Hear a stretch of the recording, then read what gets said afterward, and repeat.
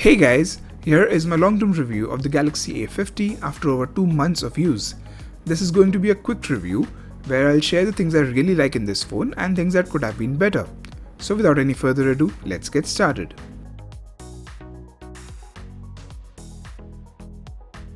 First, let's go through the positives of this phone as there are many positives. Starting with the design, this phone is an attractive phone. The back has these cool rainbow-like reflections that look pleasing. The front has an infinity U design, aka water drop notch, which also looks really nice. The phone is surprisingly slim and lightweight, even though it has a pretty big battery packed inside. So in the design department, this phone definitely impresses. Next is the display and audio. I can say a lot about how good this display is, with its beautiful vibrant colors, ample brightness and infinite contrast. But to keep things short and simple, all I can say is that this is definitely the best display under 20,000 rupees. Add to that, this phone has Wideband L1 certification, which is a requirement for HD playback in video streaming apps like Netflix and Amazon Prime Video. So you can take full advantage of this beautiful display. In the audio department, this phone comes with Dolby Atmos and personalized sound profiles, and you really get very impressive sound via headphones. The speaker as well as the earpiece are also very loud and clear. So overall, this phone is just amazing for media consumption. Next is the battery life and charging speed. So this phone comes with a pretty big 4000 mAh battery inside. Combine that with an efficient 10nm processor and power-saving AMOLED screen and you get really good battery life. It will easily last an entire day with 6+ hours of screen on time with always-on display enabled, which is very impressive. This phone also impresses in its charging speed as it supports and comes with a 15W fast charger which charges this phone from 0 to 100 in under 2 hours via the USB Type-C port. Next is its software experience and overall performance. This phone comes with Samsung's latest and greatest One UI on top of Android 9 Pie.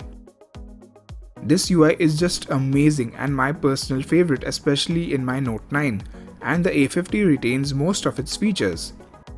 This is a premium user experience which is way better than what you get with most phones in its price range. Coming to performance, this phone is powered by Exynos 9610 SoC, which is a very capable chip. Its CPU performance is slightly lower than Snapdragon 660, but its GPU performance is even better than Snapdragon 675, which is very impressive. So, be it day-to-day performance or gaming performance, this phone will not disappoint.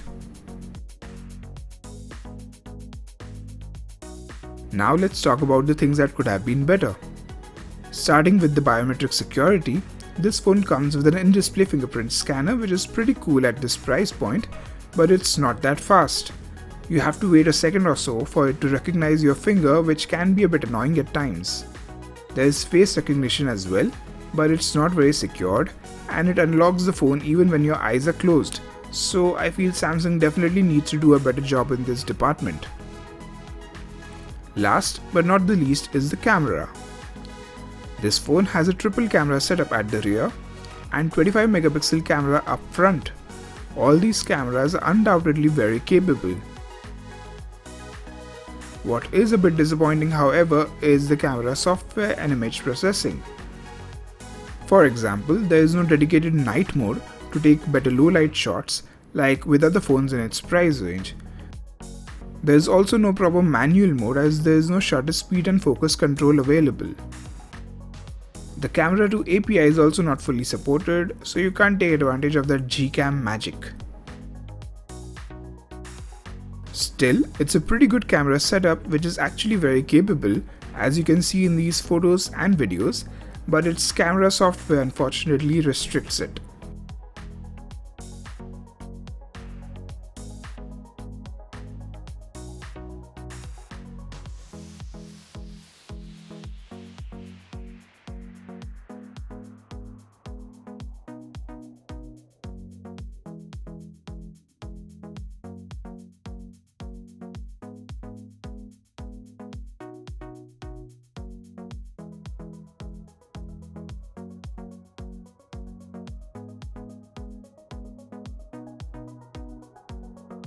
Conclusion time.